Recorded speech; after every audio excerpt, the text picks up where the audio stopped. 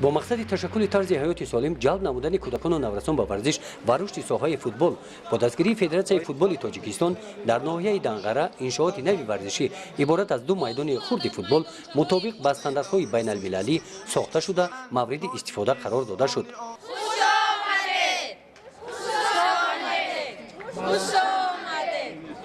در این روز خاطرمان در مراسم گشوده شوی میدان‌های ورزشی در ناحیه دنقره رئیس فدراسیون فوتبال تاجیکستان رستم امامعلی اشتراک داشت.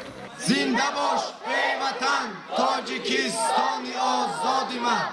دوستان گرامی، مهمانان عزیز، همدیاران ارجمند، فدراسیون فوتبال تاجیکستان در همکاری بی‌واسطه با فدراسیون فوتبال عمومی جهانی و کنفدراسیون فوتبال آسیا جهت بهتر نمودن سطح فوتبال در مملکت و زمانه‌ای گردانیدن انشاءات‌های ورزشی در شهر و ناحیه‌های جمهوری چاره و تدبیرهای مشخص می‌اندیشند.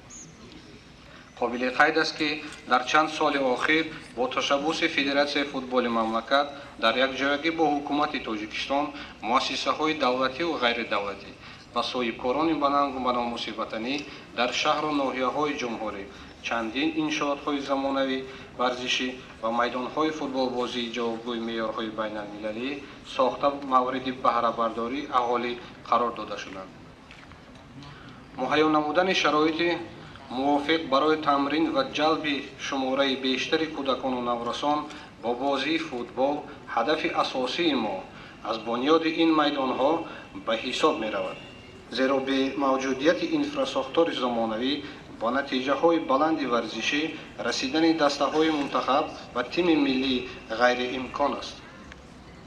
باوری دارم در میدان هایی که امروز از جانب فدراسیون فوتبال تاجیکستان با استفاده داده می شوند از میان کودکان و نوجوانان محلی فوتبال بازان بالیاقت تربیت یافته فردا فوتبال ما را در عرصه بین المللی معرفی می کنند.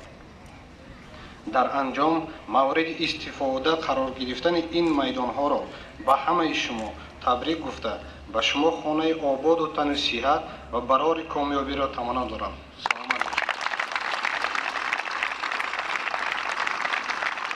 بعد چاره‌بینی‌های رسمی در این روز رئیس فدراسیون فوتبال جمهوری تاجیکستان رستم امامعلی و چاره‌بینی نخستین ورزشی در این میدان با مسابقه منطقوی عاید به فوتبال خرد آغاز بخشید.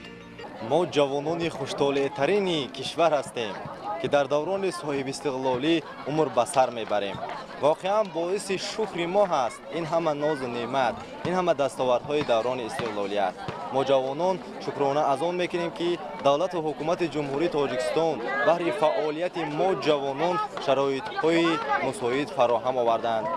امروز که گشوده شوی 2 میدانچه خرد فوتبال از جانب فدراسیون فوتبال جمهوری گشوده به استفاده داده شد، باز هم ثابت آن را ساخت که مردم تاجیکستان برنده صلح و دوستی هستند، طرفدار صلح و دوستی اتفاقی هستند، زیرا که ورزش خود قاصد صلح است، پیوندگر ملت ها است. با واسطه ورزش ما می توانیم ملت های گوناگون دین و قوم ملت ها را به همدیگر دوست گردانیم. یعنی تا امروز تجربه جهانی اثبات ساخته است که ورزش پیوندگر است، ورزش آبادکار است، ورزش اتفاقی است.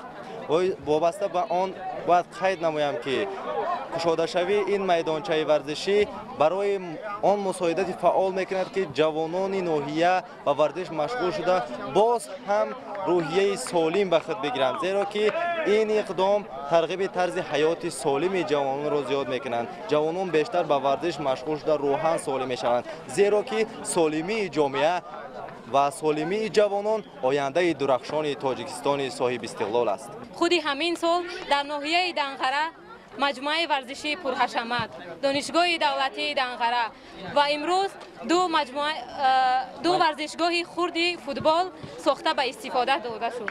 همه ما میدونیم که همه این محض با دستگیری و تشبث های پیشوای ملت اساسگذار صلح و وحدت محترم امامعلی رحمان می باشد. ما جوانان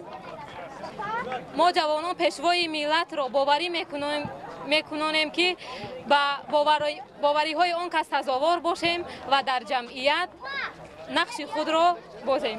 این میدان‌های خرد فوتبال با دستگیری فدراسیون فوتبال تاجیکستان با جلب متخصصان محلی در مدت کوتاه همگی 4 ماه ساخته شده به استفاده داده شده است.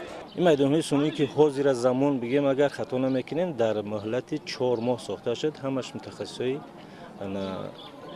یعنی که درونی همین داخلی خودمون استفاده برده شد. در حالتی که با اگر مود کارگر در کار میشید ای مقصد که کارگرای داخلی استفاده می‌بردیم. مقصد حاضر استادیومی که میدانچه‌ای که ما ساخته شدیم با تمام استانداردهای جهانی جوابگو است. بهترین میدانچه‌ای که حاضر ما ساختیم بهبودیش در اونه که در بارشات آب جمع نمی‌شود. بعد زیر همین علف صنعی یا که گازون بگیم سمنت کرده شدگی نیست.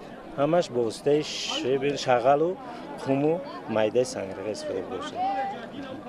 آبی که جمع می‌شود با واسطه قبرهای زیر زمینی آب برآورده بیرون برد. یعنی زیر همین زمین با قبور مونده. قبرهای پلاستیکی مونده که آب کشته بیرون می‌آید. در نظر داشته شده است که برای رشد ساحه ورزش جلب کودکان و نوجوانان به فوتبال در دیگر ناحیه‌های منطقه چنین میدان‌های خرد فوتبال ساخته می‌شوند. گزارش خواجه نظری خدای نظر ظهور صلاح الدین نعمتوف از ناحیه دنقره برای برنامه اطلاعاتی نوید.